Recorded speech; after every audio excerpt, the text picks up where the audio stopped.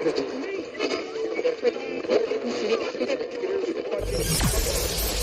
ready for unique, rare, and little-known treasures from the golden age of radio. You're listening to The Amazing World of Radio with Adam Graham. Well, welcome to our Valentine's Day special from Boise, Idaho. This is your host, Adam Graham. If you have a comment, email it to me, box13@greatdetectives.net. There's a certain type of romantic film made for television or streaming with stereotypical tropes like corporate up-and-comers going to a small town and finding love that is quite popular in the 21st century. Now, they're often called Hallmark films just because those that are released by Hallmark tend to be the best known, but there are other companies that produce them. I'm not a huge fan of these films, but I don't mind one every now and again. It can be a nice little escape to a world of simple romance that, while occasionally cheesy, can also be fun. There was nothing quite like the feature-length Hallmark movies during the golden age of entertainment, but the closest thing to it were a certain type of romantic anthology show. The most famous of these was the First Nighter program. It was a series where each week there would be a play produced. Generally, it would be a romantic comedy, although occasionally they would also do a light drama. And it would generally feature the same leading lady, and by the end of the 30-minute program, the couple will have found true love. The series made stars of actors like Don Amici, Les Tremayne, Olin Soule, and Barbara Luddy. Unfortunately, few episodes remain in circulation of this series, and many are in really bad shape. However, it also inspired some clone shows, like the Knickerbocker Playhouse and Curtain Time. Each originated from Chicago, and like the First Nighter program, used the idea of being transported to a fictional playhouse to see a new romantic play. The late John Dunning called Curtain Time a poor man's retread of the First Nighter program, and I wouldn't argue the point. However, I came across some episodes of Curtain Time that were in good shape with some solid sound, and I actually found them really delightful, so I decided to share one of them with you as a Valentine's Day treat. So here, from February 14th, 1948, is the Curtain Time episode, A Romantic Development.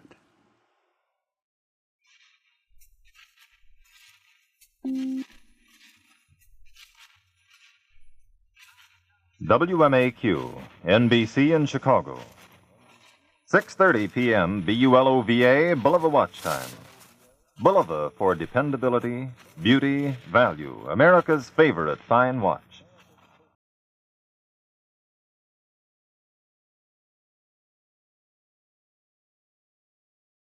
Mars Incorporated, makers of America's most enjoyable candy bars, presents Curtain Time!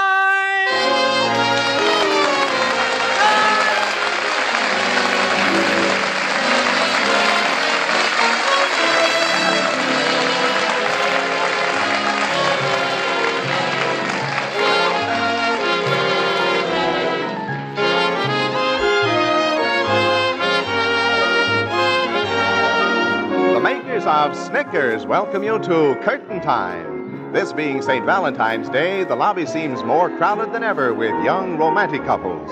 And here, as always at an opening night, is the well-known man about town, your host, Patrick Allen. Good evening. Well, Mr. Allen, what's tonight's play about? Why, John, it's about love, of course. But there's the overture, so we'd better hurry inside the theater for tonight's production of Curtain Time. Tickets, please.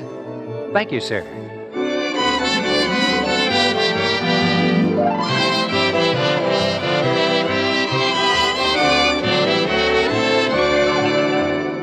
Seventh row center. Seats 7 and 8. Thank you.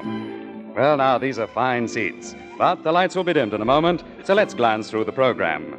Harry Elders and Nannette Sargent, supported by the Curtain Time players, are starred tonight in Romantic Development by Joseph P. Fox. Mr. Elders is cast as Hal Rawlins, and Miss Sargent plays the role of Amanda Caldwell. Curtain time! There's the call for the first act of Romantic Development. Well, the scene is the New York office of George Whipple, president of Whipple Associates, dealers in real estate. At the moment, the enthusiastic Mr. Whipple is engaged in conversation with one of his younger and more promising employees, an architect by the name of Hal Rawlins. Yes, sir, Hal. We're all set to go on that Brookdale development up in Connecticut. Well, gee, that's good news, Mr. Whipple. Yes, indeed, my boy. The Brookdale project will be the finest real estate development Whipple Associates ever built. Oh, I'm sure of that. Why, in the rolling hills of Connecticut, only an hour's drive from New York, it's a natural. Yes, sir. And, Hal, you'd have complete charge of everything. I'm making you supervising architect. Oh, gee, Mr. Whipple, I'm glad you think I'm able to handle a job like this. You are, my boy. You did an excellent job of designing the modernistic houses for this project. Well, thanks, but... You've also got a keen business sense. I know you'll make good. I'll sure do my best.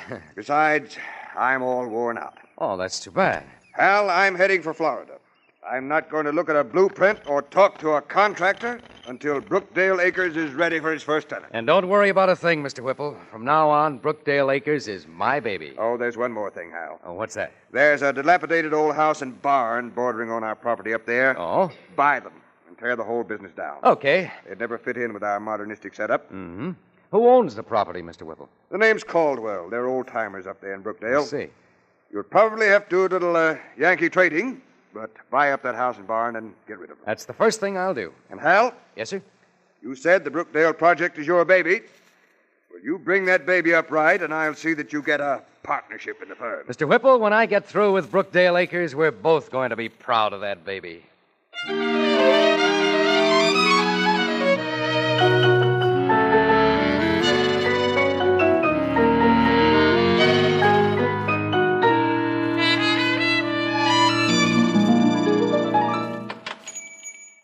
Howdy, mister. How do you do, sir? My name's Hal Rawlins. You don't say. Yes, I'm the supervisor of the new development across the way, and I'm looking for the owner of this property. What for? Why, I'd like to buy it. Nope. Tain't for sale. Oh, there you are, Grandfather. You'd better go up to the house and get your lunch. Just a minute, Amanda. Oh, but I'll take care of this, gentleman. Are you interested in looking at some of our antiques? Oh, is that what this is, an antique shop? He's from that real estate development over yonder, Amanda. He wants to buy up our place. Well, it's not for sale, Mr. Rollins, Hal Rollins. And I'm willing to pay a good price. You heard my granddaughter, young feller? Oh, sure, but... This place has been in our family for 5 generations. No matter how many fancy houses you put up next to us, we're not going to budge an inch. Oh, but if I... I'm going up now to get my victuals, and what I just said is final. Gosh, I must say you people up here aren't very hospitable. Well, at least we're honest. I beg your pardon? Mr. Rollins, your firm bought those 100 acres next to us through trickery. Oh, now, see you here. had an agent buy that property from one of our neighbors by telling him it was for pasture land. Oh, but I... And now you intend to ruin this beautiful countryside by turning it into an architectural nightmare. An architectural nightmare? Miss Caldwell, I'll have you know that I myself designed the houses we're going to put up, and they're the last word in modern functional design. The last word? Glass walls and flat aluminum roofs. Yes. Let me tell you something, Mr. Rollins. The people of Brookdale don't like this one bit. Then what do they like, Miss Caldwell? This outmoded old junk? This outmoded junk was made before the Revolutionary War by the finest craftsmen in the country. And it's about time you got rid of it. Why, the very idea. What do people see in antiques, anyhow? You wouldn't understand. A lot of battered old relics that collected dust in attics until the owners either threw them out or sold them to some junk dealer. Mr. Rollins, that colonial highboy there in the corner will still be valuable when your glass houses are nothing but splinters and rusty scrap aluminum. Aluminum doesn't rust, Miss Caldwell. Well, just the same, Grandfather and I are not interested in your offer. Goodbye, Mr. Rollins. No, Miss Caldwell, not goodbye. Just so long for now. I'm going to be around here for some time to come. Don't be too sure of that, Mr. Rollins. No? No. A lot of things can happen before you finish your revolting development.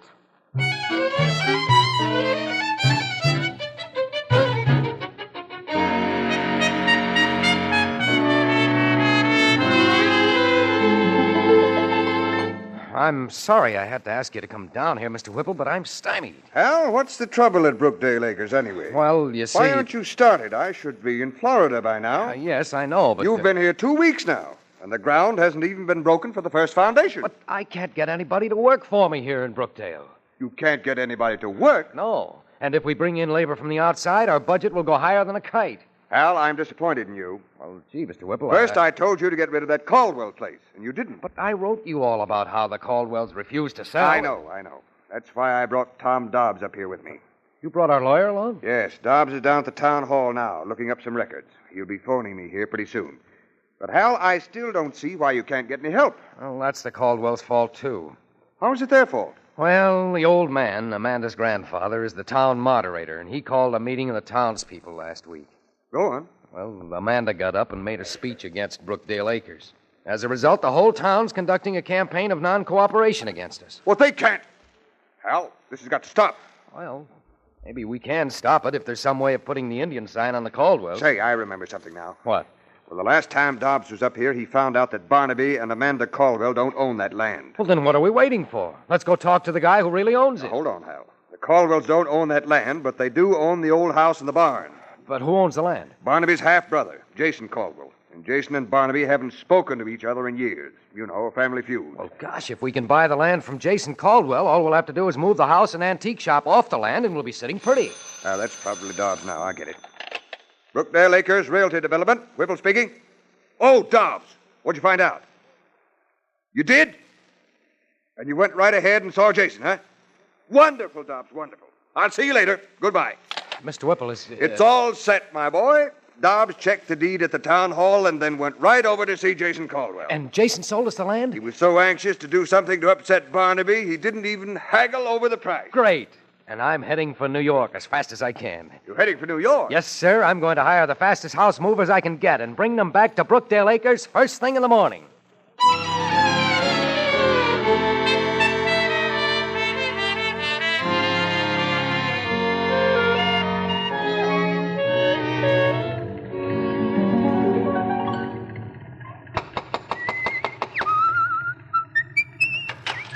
Good morning. Oh, good morning, Miss Caldwell. I'm sorry to disturb you at such an early hour, but... Oh, it's you, Mr. Rollins. Yes, indeed. Up with the early bird. Well, what do you want? And what are all those men doing in front of our house with those rollers and big trucks? Why, they're about to go to work. They're movers. Oh, then tell them to move off our property. Oh, but it's your house and barn that they're going to move. Our house and barn? That's right. Where would you like to move to? Mr. Rollins, you're out of your mind. You really think so? I certainly do. Well, in that case... Okay, fellas, you can start moving your house now. We'll get the antique shop later.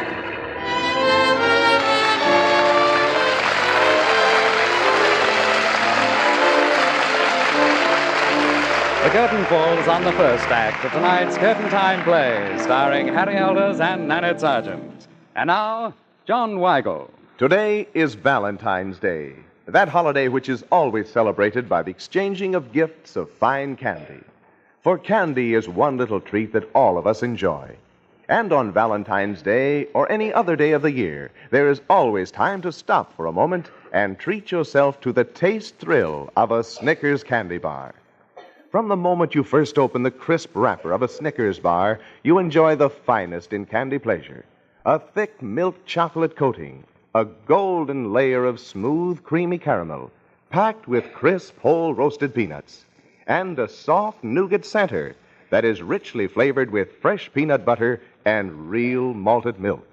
All melt together in each enjoyable mouthful to give you that rare taste blend you will find only in Snickers. When you want a special taste delight, have a Snickers.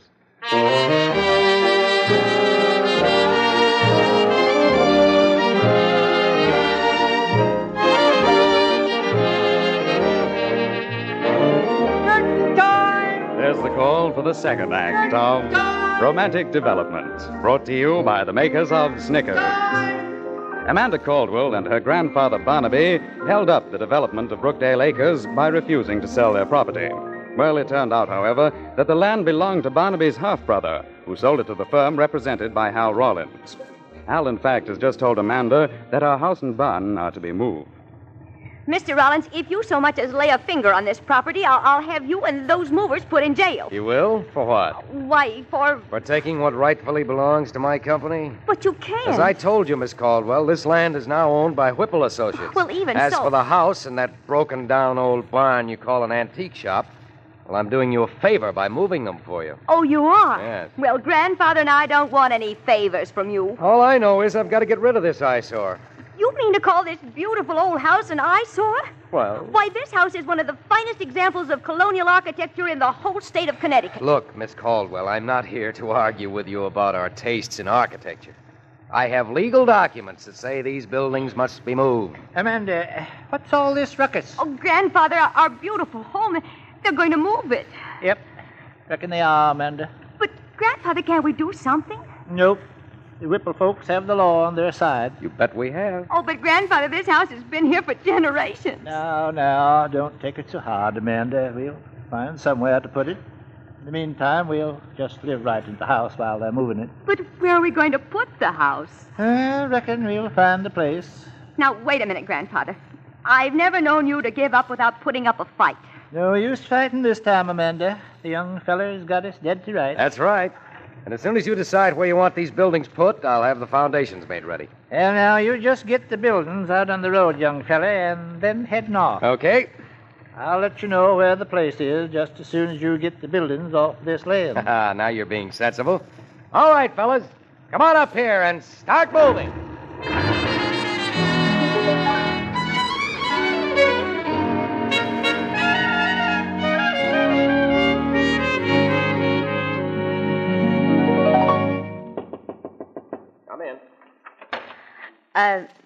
Good morning, Mr. Rollins. Well, Miss Caldwell, so you decided to be neighborly and pay me a visit, eh?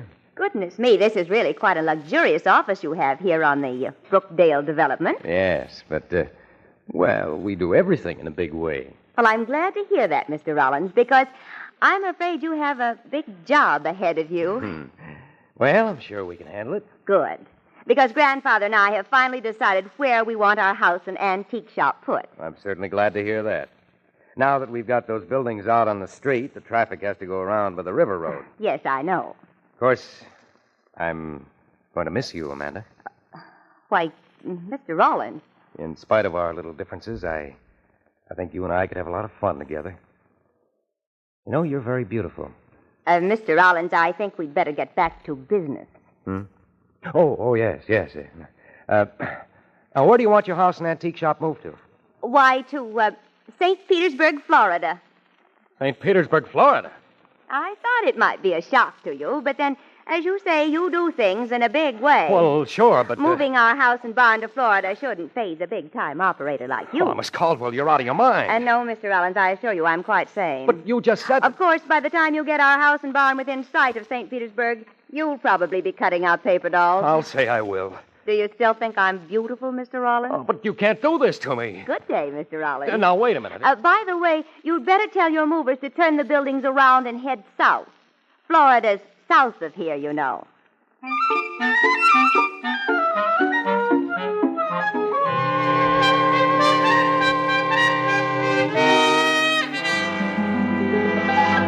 Hal Rollins, I ought to tear you limb from limb. But, Mr. Whipple, how was I to know that Amanda Caldwell and her grandfather'd pull a stunt like this? I don't care.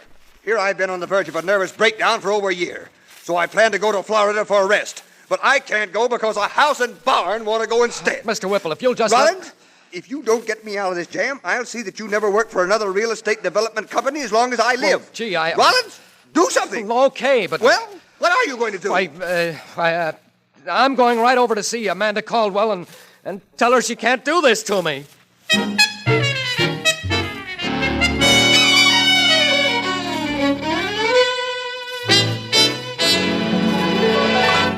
So, Mr. Rollins, you want to back out on your agreement? Miss Caldwell, did you really think we'd move your house and barn to Florida? You said you'd move them anywhere we wanted you to. Now, look, you know as well as I do it would be a physical impossibility to move those buildings down there. Impossible? For the great Mr. Rollins? All right, you got me over a barrel. Oh? Your house and barn are blocking the road, but I'm willing to move them anywhere within reason. Within reason? Yes. So let's come to terms so I can start building houses. Did you talk terms, Mr. Rollins, when you uprooted Grandfather and me without a moment's warning? Oh, no. Look at us, living in the middle of the road. But you can live somewhere else until we get you settled. Oh, so now you want to turn us out of our own home? No, I only want... Come in. Gods, if anything more happens. There you are. Oh, good grief. Now what's wrong, Mr. Whipple? Nothing at all. Just this summons for me to appear in court tomorrow morning. In court? Yes, for blocking the road with this house and barn. But I've got a permit to move these buildings. Then why are they hailing me into court? Because the permit is for moving the buildings, not for letting them stand here blocking the road as they have for the last 3 days. Young woman, who are you? I am Amanda Caldwell. So you're the person who's responsible for all this. Don't you shout at me. I'll shout as loud as I please. And let me tell you another thing. I'm fed up with all this Yankee conniving. Now, don't get excited, Mr. Whipple. I've got a perfect right to get excited. Of course, it's a free country. Yes, and all I wanted to do was build a nice, quiet real estate development. But what happens? Mr. Whipple, your face is getting awfully red. I don't care if it gets purple. I can't get people to work for me. She wants her house moved to Florida. And now I get summoned into court for blocking the road. So help me, Howdy, folks. Oh, Grandfather, I'm so glad you're here. Oh, that's so? Yeah, I see you got company. Grandfather, this is Mr. Whipple. Oh, glad to know you, Mr. Whipple. Got some news for you. Oh, we can't stand much more news. You know that corner property bordering your development on the east? Yes? Yes, what about it? Well, Chester Griggs, one of our neighbors, just sold it. And guess what? What? Why, young feller, the new owner is going to build a glue factory there. A glue factory? Yep. This is the last straw. Mr. Rollins, look.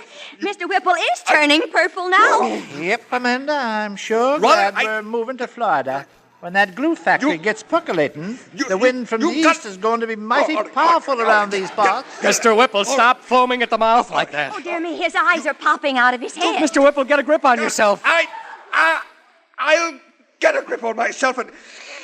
Rollins, you're fired. Okay. Get out of my sight. Control yourself, Mr. Whipple. I'm leaving so fast you won't be Mr. able Rollins, to... don't go out that way, you... Heavens to Betsy. What'd the young fool do now? He went out the back door. And there ain't no steps there. The movers took them away. Well, if that isn't the silliest thing a man ever did. Oh, Grandfather, he's lying there, all in a heap. Yep, you're right, Amanda. Oh, Mr. Rollins! Mr. Rollins, say something.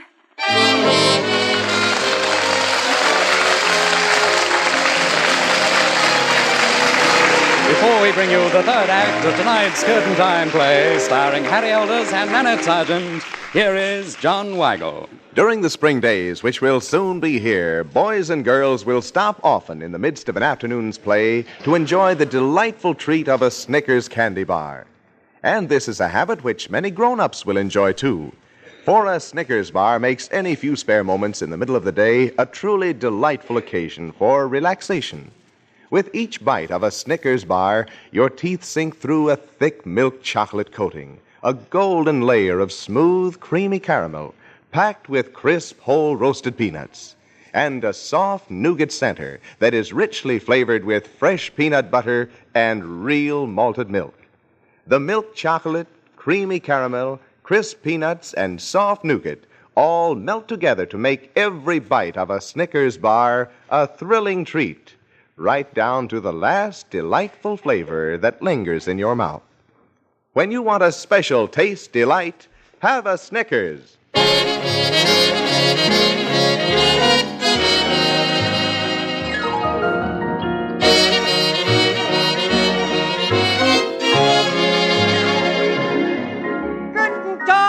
There's the call for the third act of Romantic Development, brought to you by the makers of Snickers.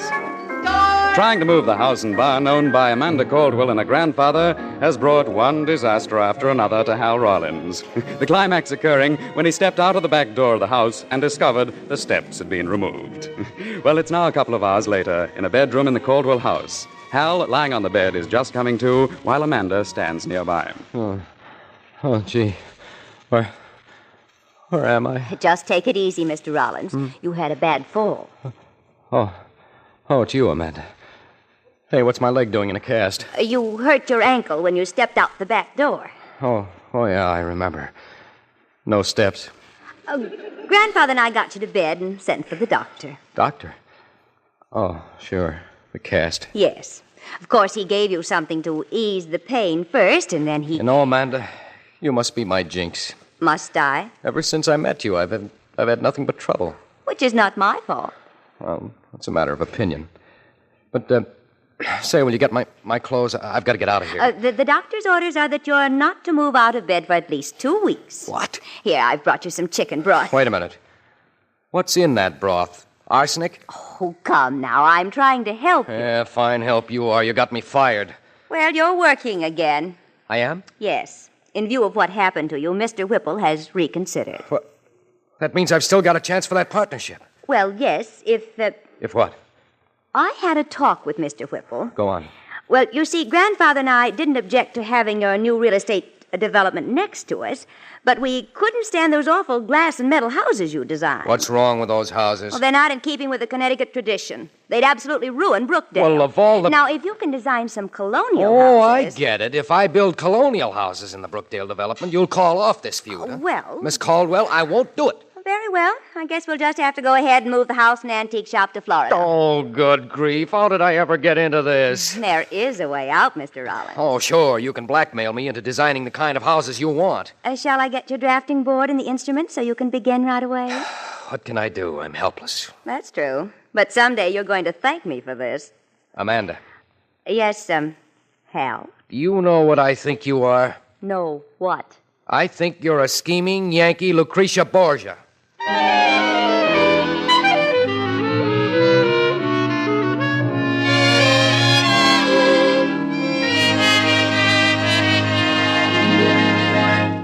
Well, now, that's more like it, Hal. You really think so, Amanda? Yes, a simple colonial house like the one in this sketch is just what I meant.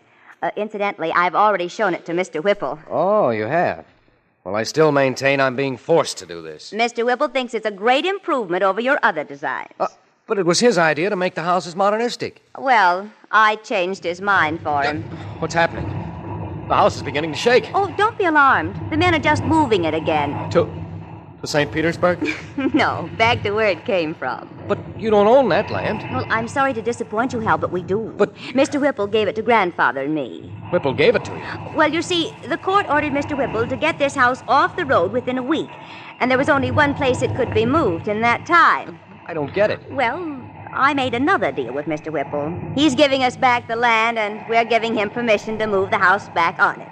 Everything's worked out fine. Amanda, if I had my hat on, I'd take it off to you. Thank you, sir. Oh, by the way, does the house jostling around like this hurt your ankle? Why, no. In fact, I don't seem to feel anything special in my leg. And come to think of it, I haven't had any pain since I came to after falling out the back door. You haven't? No, Amanda. Hal, now, don't get out of bed. I'm going to see if I... Look, I'm walking. Then there's nothing wrong with my leg. Oh, goodness me, your bones must knit quickly. Yes, very quickly. Well, Miss Caldwell, you tricked me again. Now, don't be hasty. All right. Why did you make me believe I had a broken leg? I didn't say it was broken. No? I just said you hurt it. Miss Caldwell, come here. No, don't come near me. Now, don't you lay a hand on me. When I get hold of you, I'm going to... Oh, thank goodness. Okay, you were saved by the bell. I mean by the door. Come in. There you are, my boy. Yes, sir, Say, what the devil are you doing out of bed? Mr. Whipple, You get right back in bed. Look, if you just... You'll do as I say, young man. Yes, sir. Now, that's better. Much better. Well, Hal, I've got good news for you. You have? Yes, sir. Construction has finally started on the Brookdale development. You know, this little lady had the right idea after all. She did? She did. Colonial homes that fit into the beautiful surrounding Connecticut country. Why, I'm swamped with orders already. Oh, that's wonderful. Yes, my dear. And if you hadn't interceded for Hal after I fired him and persuaded me to go ahead with his new house designs... Wait a minute. You say she interceded for me? She certainly did. And she drove a hard bargain, too. But the way things have turned out, she was right. Well, I think I'd better leave. Amanda, wait. Mr. Whipple, do you mind letting me talk to Miss Caldwell alone? Oh, not at all, not at all. In fact, I think I understand why. Well, see you later. Amanda? Yes, Hal? Come here, you conniving Connecticut Yankee. Oh, Hal. Hal, darling. Amanda, I'm sorry. I didn't know you was busy. Oh, Grandfather, don't go. Well, now I can come back later. But, Mr. Caldwell, I want to talk to you. Oh, you do? What about? I want to make a deal with you. Well, now, Sonny, that just sounds fine. Nothing I like to do better than a little trading. Good. Because I want you to give me an option. Option? What on? On your granddaughter? Oh, hell. How long you want the option for? Well, let's say, for life. Young feller, it's a deal. That is, if the party of the third party is willing. How about it, Amanda? Grandfather, I think this is one of the best trades we've ever made. All right. Then it's settled. Well, I guess I got to be going. Oh, where to, Grandfather? Well, I've got to go see about building a grocery store next to the Brookdale development on that property Chester Griggs sold. But I thought the new owner of that property was going to build a glue factory there. Oh, he was. But he changed his mind. You see, I was the one Chester sold that property to. You were? Yep. And young feller, when that development of yours is built, folks around these parts is going to be buying a heap more groceries than they are glue. The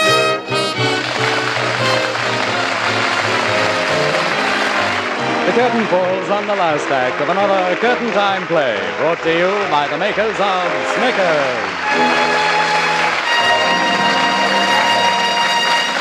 Tonight, Curtain Time starred Harry Elders and Nannette Sargent. The supporting players were Maurice Copeland, Arthur Van Harvey, and George Caesar.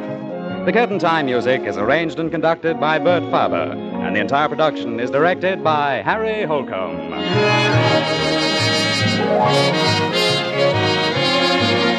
And now, here are the stars of Curtain Time with a word about next week's play. Next Saturday, Pat, Harry is an irresponsible playboy. But you're just nuts about me, aren't you, honey? I refuse to answer that. In fact, I think we should just tell Pat the name of the play, which is... The Perfect Blank. And that's not much to go on. But thanks and good night, Nannette Sargent and Harry Elders. Good night, Pat. Good night. Now I'll join this gay theater crowd as it leaves the Merchandise Mart, many on their way to the exciting after-theater spots here in Chicago.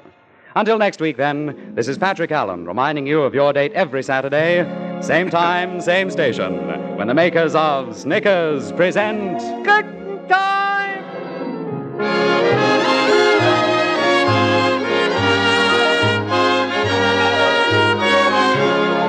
Each week, Mars Incorporated brings you two great shows over NBC. On Monday night, be sure to hear Dr. IQ, the Mental Banker.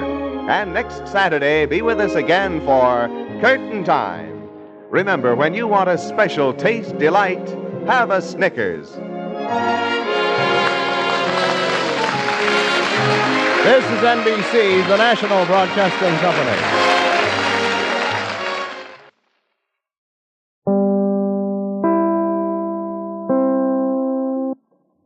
WMAQ-NBC in Chicago. 7 p.m. BULOVA Bulova Watch Time. Bulova, for dependability, beauty, value, America's favorite fine watch. Welcome back. What can you say? It was a 1948 version of a Hallmark movie. I mean, right down to the title. It would not surprise me if there was a film from one of these companies with that title. And if there's not, there will be. The whole move the house to Florida thing is probably why you should have had the lawyer serve the papers and explain the terms rather than the architect. It was an amusing story. Probably one big difference between these stories and modern Hallmark films is that usually the corporate behemoth back east is portrayed as evil and totally driven away, as opposed to here where a reasonable compromise is worked out that works for everyone. It's also worth noting that Valentine's Day was not a big part of the messaging and certainly not of the story, but when romance is your business, there's not a big need to emphasize Valentine's Day. Now it's time to thank our Patreon supporter of the day. And I want to go ahead and thank Lauren. Lauren has been one of our Patreon supporters since September 2021, currently supporting the podcast at the Master Detective level of $15 or more per month. Thank you so much for your support, Lauren. Now, a very quick programming note. Another one of our podcasts, the Old Time Radio Snack Wagon, returned this week at snackwagon.net. In contrast to this, we've got a somewhat more serious bit of old time radio in honor of President Lincoln's birthday. You can find that over at snackwagon.net. At any rate, I hope you have a fantastic Valentine's Day. We will be back with a 4-week spring series on March the 6th. So be sure to listen to that coming up in 3 weeks. In the meantime, if you do have a comment, email it to me, box13@greatdetectives.net. From Boise, Idaho, this is your host, Adam Graham, signing off.